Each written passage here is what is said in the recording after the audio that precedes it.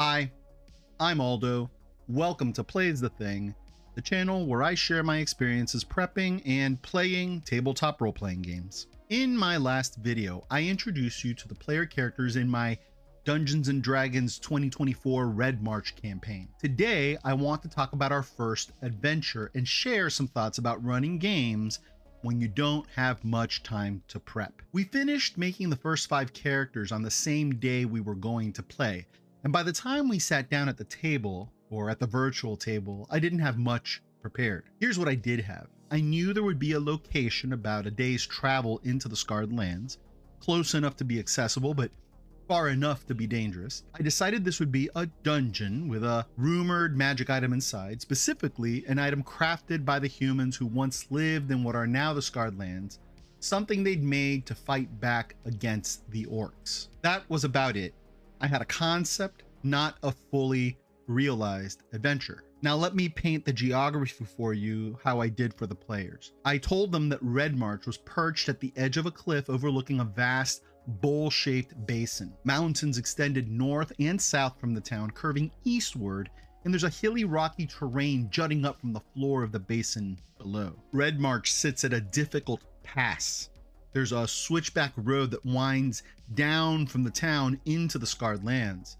It's probably where an actual mountain pass used to be, but whatever catastrophe created the Scarred Lands carved out this bowl, leaving Redmarch perched on its rim. From the town, you can see rocky outcroppings rising from the plains below, and I figured the vault would be hidden in one of those formations. I envisioned the magic item as gauntlets that summon some sort of infernal power, and I knew there would be a renegade orc band out there somewhere, plus magical environmental obstacles and monsters, but I didn't have solid maps, detailed encounters, or even a clear sense of what was actually in the vault. Also, I was pretty committed, as I always am, to having a situation-based adventure, right? So instead of having a desired story outcome, a predetermined plot, I'm crafting a situation. There's a place, there's something valuable there, and there are obstacles. It could go any which way, depending on what the players choose to do. Now, would I have preferred more time to prep? Absolutely. I would have designed better maps, figured out the villain earlier, planned monster encounters more carefully. Even with full preparation, however, would still have been a situation-based adventure because there's no predetermined story outcome. But here's the thing, I wouldn't have given any more thought to how to hook the players. I needed that to come from them, and I was prepared to be flexible about that. So when we started, I asked each player what their character was doing in Redmarch. The 3 scholars, Huron, Nico, and Shalith, told me that they were working as scribes for local human wizards, doing cataloging work about the Scarred Lands. Theron was in the tavern, probably rallying people to take shots at the orcs. Roth was hanging around looking for opportunities to make coin, and Quirion, newly transformed into an elf, was homeless and desperate, hanging around the scholars' quarters hoping someone could help solve her problem. Perfect. I told the 3 scholars they found a reference to the vault in the scrolls they were cataloging. Now here's where the player agency kicked in beautifully. If they'd said, "We'll take this to our boss," right, to the person who hired them to scribe, I would have had that scribe hire them for an expedition, but that's not what they chose. Instead, they decided to pocket the information, not tell their employer, and organize their own expedition. I was delighted by this choice. It immediately created potential consequences, what happens when their boss finds out, if they find out, and it drove the story forward through character motivation rather than external pressure. The scholars knew about Theron because she was a local fixture, so they approached her at the tavern about leading them through this expedition.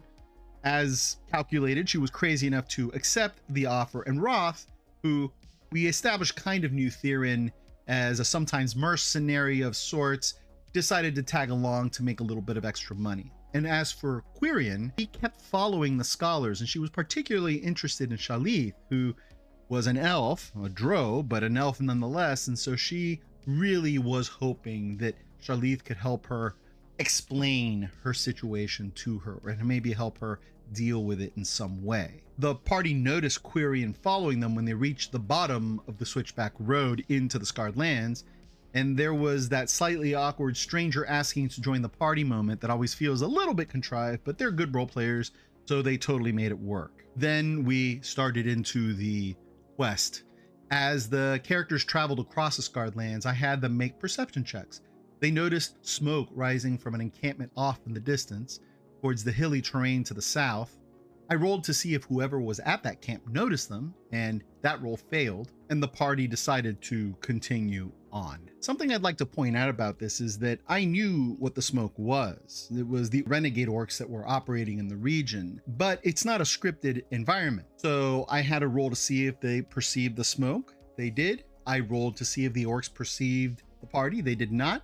The party could have gone to investigate the smoke, but they chose not to. And based on the way that the rolls worked out, it became a non-encounter and the characters just went on their way. They followed their map to the rocky outcropping and made search and survival checks to find the hidden entrance.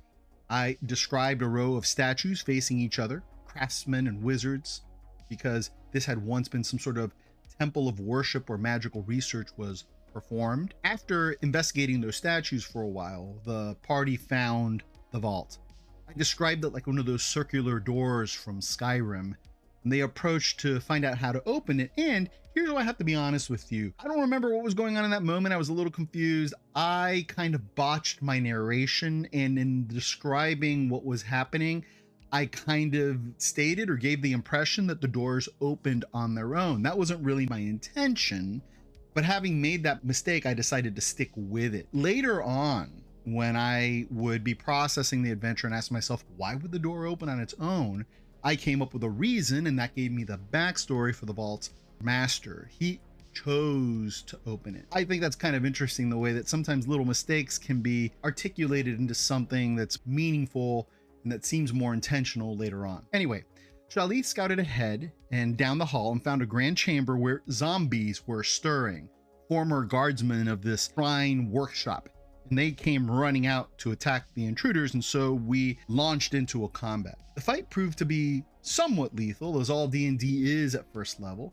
Several characters went down before they defeated the zombies, but nobody actually died. They dropped to 0, made death saves, and healing magic brought them back. So, you know, a pretty typical 5th edition, 6th edition D&D combat. And that's where we ended our first session. So there you go, our first D&D session on our terms rather than WotC's terms. I wasn't fully prepared to run it, but this is a story of my life, especially when I get to the end of a semester. I'm kind of too busy to prep. But the thing is that if I wait until I am fully prepped, whatever that means, I won't get to play. And that's just not acceptable to me. Sometimes you just have to do what you have to do. Have a basic concept, enough of a sense of the situation that's grounding the players, and let player agency take care of the rest and drive the specifics. A little bit of an improvisational spirit guided by some constraints can go a really long way. And then afterwards you can reflect on what's happening and build it out according to what's happened during play. And by the way, there is a good chance that the players would not have jumped at the vault. And if that had happened, I would have just kept talking, get a sense of what the characters were interested in, maybe taking a little break to write up a few random encounter or random NPCs and bring those into play as the players are interacting with one another and interacting with the setting, and see what would emerge from that. So all in all, it was a fun first session. At the time of recording this video, I have 2 more sessions to tell you about. So thank you for tuning in, and come on back the next time if you're interested in what happens next. But in the meantime, as always, I wish you good health. I wish you good cheer. I wish you good gaming. Goodbye.